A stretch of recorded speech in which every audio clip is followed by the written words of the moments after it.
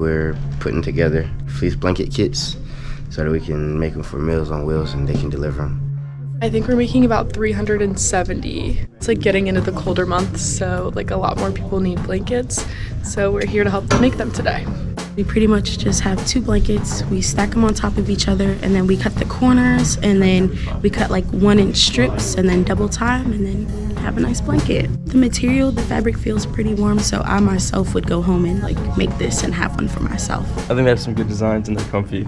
Yeah, they're very nice actually, especially when they're handmade. It just feels great to know I'm giving back to the community, know that I'm helping someone who needs like the warmth. We're trying to work on the difference between philanthropic events and community service and what we can do to help our local Conway community. We're doing a good thing and trying to help out people. We're all about scholarship, service, and I think it's a great way of just bringing everybody together. It's definitely an experience, so you have all of us in one room, my organization, yours, we can come together. Now we can bond, laugh, but ultimately get the job done. This is all about the process of being Greek, really, where you have the privilege to be able to help someone else who is in need. I think it's just a great representation of what being a Chanticleer is.